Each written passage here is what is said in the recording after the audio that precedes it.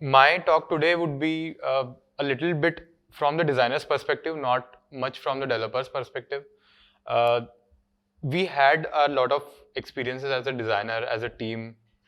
All those experiences I'll be sharing today. So I'll not be explaining what we did for design system, but why actually we needed and what were the symptoms that we discovered that we actually wanted to start working on design systems. So a little bit about myself. I started as a developer in 2019. I used to work on React.js, and since then, I pondered upon this field known as product design, and since then I've been pretty active in the design community also.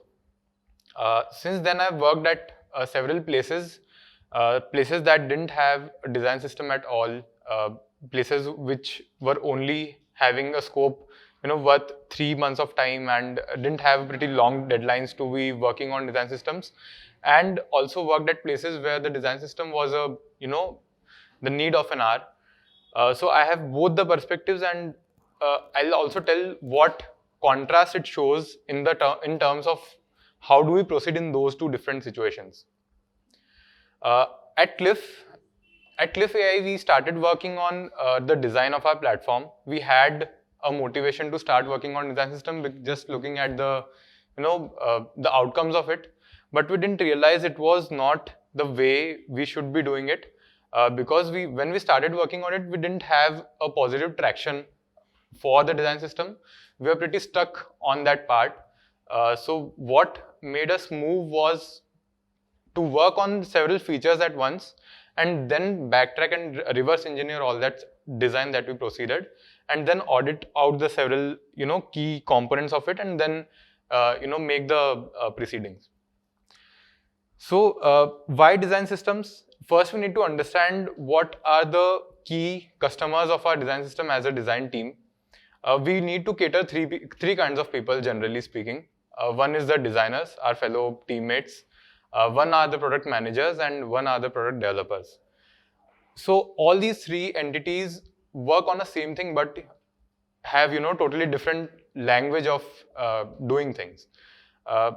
What I'd say is we all do the common things. So there is an importance of having a shared language in the organization.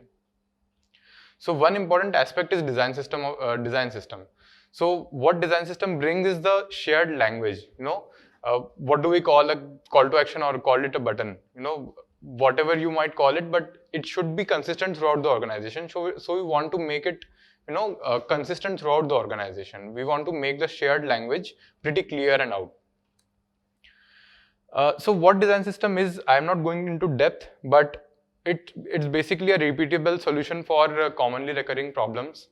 What we try to do is, while we are designing and developing, we try to find a common pattern between these screens. We try to figure out what the common pattern is followed, and based on that pattern, we try to generalize it. So I'll come to the generalization part. Now, why do we start working on a design system? Simple answer is, it's really easy for the teams to work on the project rather than focusing on the nitpicking part of it, and proceed with the design process pretty fast. One example is, if you can see the two different components, these are two very different components. One is a profile card and other one is a banner, a snack bar. But when you see that in terms of design, the card over here has three things. One is a place where there is an emoji, avatar. One is a place where there is a body, and one is a place there is an action. So, and the other one, the banner, which is completely disjoint of this. These are two very different components in terms of functionality, in terms of aesthetics, but there is this common thing in between those things. These two one has the avatar, one has an icon, one has an body, other also has a body, and one has an action, other has an action. So we can generalize it into a single, template, so to say. A template where there is a place for an icon or an avatar, a body where there is a title and a description, and there is an action button. So this is how we generalize things in terms of design. It's not like this is a pretty general example for you to understand how we backtrack different kind of component and find commonalities between them to reduce decision making time. So what we do is, with this template, what we do is we try to create as much variance as possible, right, based on different use cases across the platform.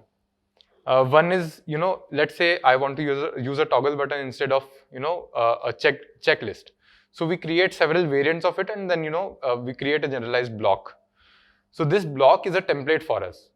So while creating a correlated element in future, we don't need to reinvent the wheel and get into nitpicking.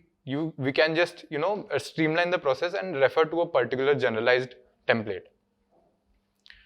For the same example, this is a very popular example of modals. We created a modal and divided it into several blocks. One is header, infographic, body, and footer. So header will consist of a title or a action, close action, or it can be anything else. Infographic will consist of an illustration or infographic or a video. It can be there, it cannot be there. That's completely dependent on the use case. And there would be a body, and then would be a footer where there will be actions, or it might be present or not.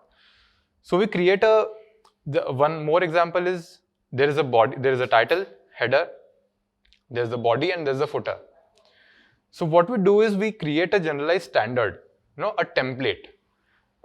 So the thing I told you about the standard language, a common shared language, is that a standard interpretation of the languages, which means is that the nomenclature should be pretty clear in terms of use cases. The team should not be using several different nomenclature. The development team should use the same token name as the designers and as the visual brand designers. So in terms of spacing, grid, and sizes also, the most common problem that we faced earlier was that we couldn't communicate what kind of grid we are following, because in Figma we use pixels. But in terms of when the developers used to get to it, they used Bootstrap. So in Bootstrap they used column format. So based on that column format, we had to change our approach of designing. We actually used pixels, but we had to communicate how much pixels is how many columns. So this is how we changed our process to make sure that we are commonly using a shared language. One of the most important thing about building a design system is that we have to reduce concentrated knowledge in an organization. We have to increase the bus count.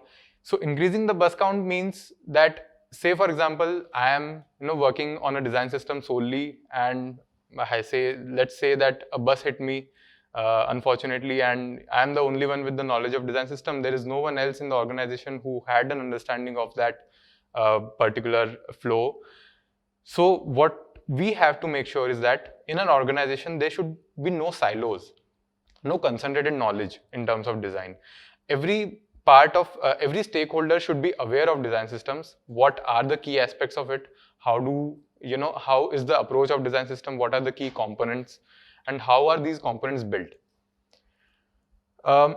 So the question comes is, do we need a design system? So there are many symptoms that show that you have to be working on design systems. One of them is no consistency across various features. So one of the most important thing as a first step we do is to audit the workflow, right? When we didn't have any kind of design system, we only had a UI kit, so to say, at cliff.ai. But when we started auditing all the components and elements, we saw that there was no correlation between the templates that I shared about. We didn't have any kind of templates. We didn't have a common style guide for text or colors or spacing. So we started with a spatial system. We started with typography, and we started to get aligned in terms of consistency. We just wanted to make sure whatever we build is consistent throughout the workflow, the user flows across several features. Another symptom is the time that gets wasted upon non-impactful and redundant decisions.